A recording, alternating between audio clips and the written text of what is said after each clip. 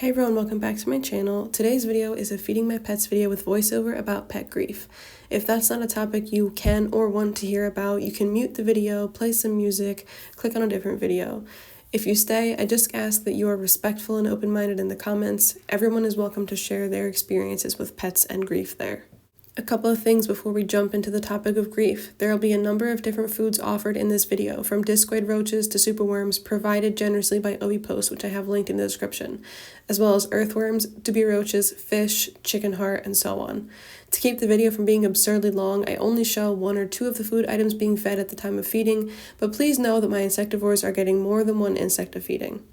Finally, many of my reptiles have special needs, particularly my leopard geckos.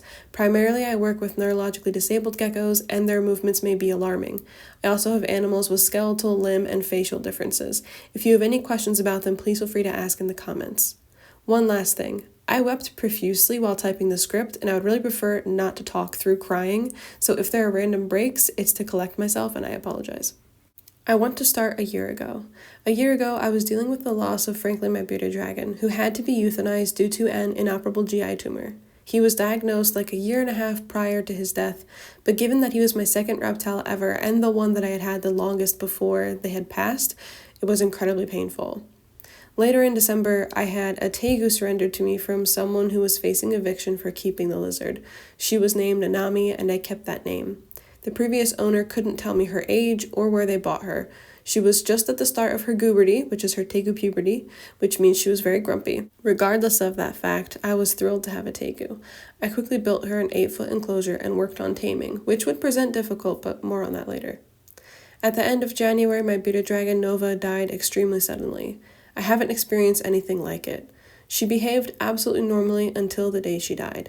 I even have videos of her that very same week eating food and running around out of her enclosure and lounging with me on the sofa. My vet was switching clinics at the time, and I didn't have an opportunity for necropsy. It was truly shocking, took the breath out of my lungs, and my body did not handle it well. Beyond that, the sense of failure and grief led me to develop some unhealthy behaviors that I have been working on in therapy.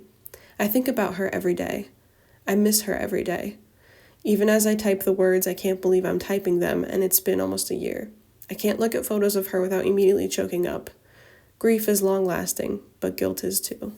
Less than 6 months later, my tegu was backed up. She was only passing urates, so I soaked her, upped her heat, and also took her to the vet. I took her to the vet 3 times in the span of like a week and a half.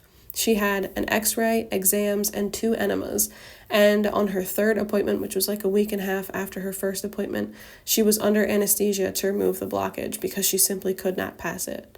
Nanami was, in her first appointment, alert, active, bright-eyed. A week later, she woke from surgery and died an hour after. My vet hadn't lost a reptile in surgery in 4 years. I only had Nanami for 6 months. 6 months. To have the phone call that Nanami survived surgery was so relieving because I had been worried about it all morning.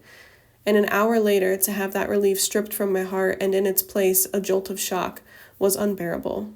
I actually hyperventilated and passed out, which I've only ever done one other time when my dog died in 2020. I went to the vet later that day, crying and totally defeated. I paid for the surgery and went home without Nanami. She was cremated, and I had her ashes spread in a park. I couldn't bring her home, and I can't explain why in any way that is logical or would make sense to other people. I think for me it was a form of punishing myself, or maybe some sense that I had done her wrong and her eternal rest would be better spent far from me because I didn't deserve to have her close. My vet theorizes Nanami had an infection that caused the blockage, and after reviewing husbandry and Nanami's background, thought it's possible she was sick or weaker when I got her. The person who surrendered Nanami to me could not tell me where they had gotten her, but months later we spoke about her again, and the word pet store was mentioned. Pet stores around here don't sell tegu, so I'm assuming it was an online pet store, given some other details I recall from when they first got the tegu, because I know this person through their business outside of keeping reptiles, and when they had first gotten a tegu, I heard all about it, and then it was just a month or 2 later that they had surrendered the tegu to me. Either way, the vet and I both regret not starting her on antibiotics on the very first appointment, but she was lively. And either way, I accept responsibility for her death. It's been almost 6 months since Nanami died and almost 11 since Nova died. And I'm still working on the grief, the shock, and my ability to respond to it in healthy ways. For me, I feel a lack of justice for them. I feel like a failure.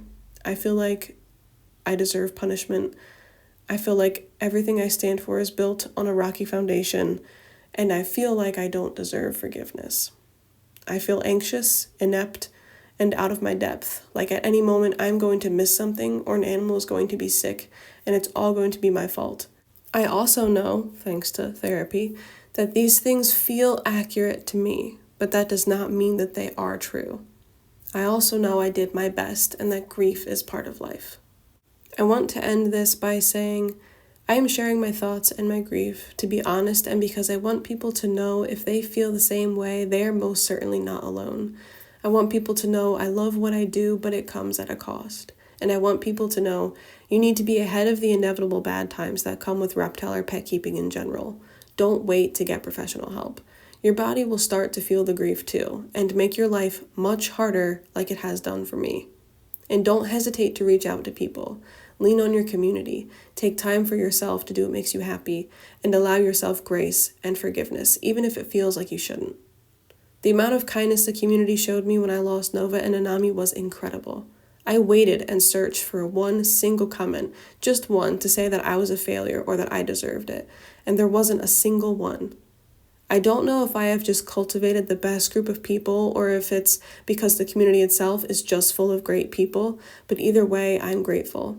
And this is my way to return the favor, by being vulnerable so that someone out there can know that they are not alone and they deserve to give themselves forgiveness. There's one last thing I want to share that's been really helpful for me.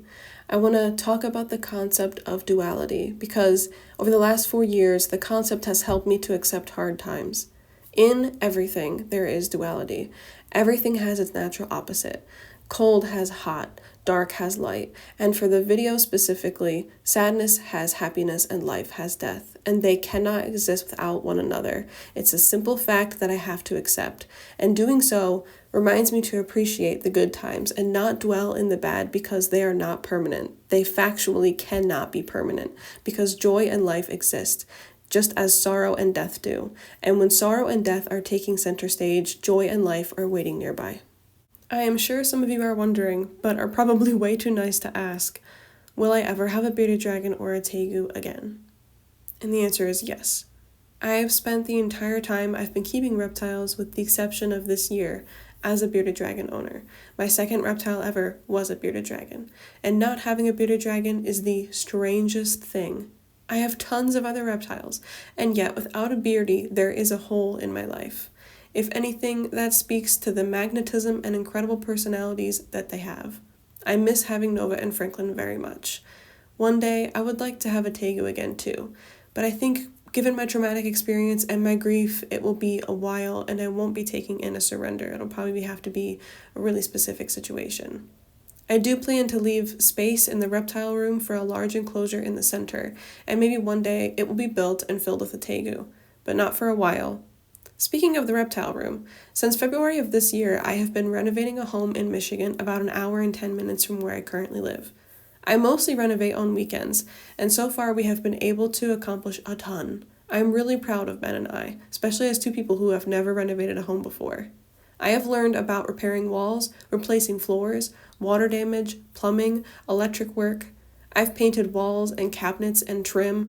Some things we have learned the hard way, through experience, and other things we both already knew and were able to teach each other. We have renovated the bathroom with the exception of the vent fan and painting the ceiling, but everything else has been done to completion top to bottom. We have a functional dining room, Ben has a functional office, and we are currently working on the bedroom we will share. Not only does everything function, but it looks good too. That's what's nice. But anyways, moving on. We have also started the kitchen and have done odd projects all over the house.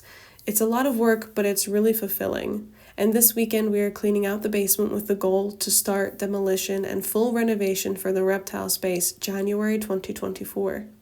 You guys, I can't explain how excited and also nervous I am to start this space, which will include ripping up old carpet, tearing down drywall, putting up new drywall, having the electrical checked, adding a breaker and outlets, getting a water filtration system and a softener, I will talk about all of that and more soon, probably in January, but I'm really excited to bring you all along for the process on both YouTube and TikTok. Speaking of TikTok, if you didn't know, I post there regularly. TikTok recently changed their monetization practice so that only content over a minute is eligible for monetization, with some other requirements I find kind of ridiculous, but that's a topic for another time. Because of the change, I am posting daily vlogs there. So if you're interested in 1 to 4 minutes of me feeding my pets or just me interacting with them day to day, I highly recommend checking it out. I'll leave a link for it in the description. And also, just as a heads up, it's a little bit sillier or goofier than like my normal presentation on YouTube, which I feel like has to be a little bit calmer or professional, and that's not always the case on TikTok. I want to thank you so much for your time today. I don't want to do a normal outro. Doesn't feel right. I didn't really do a normal intro either. So I will just say goodbye, and I hope that you and your pets are doing well.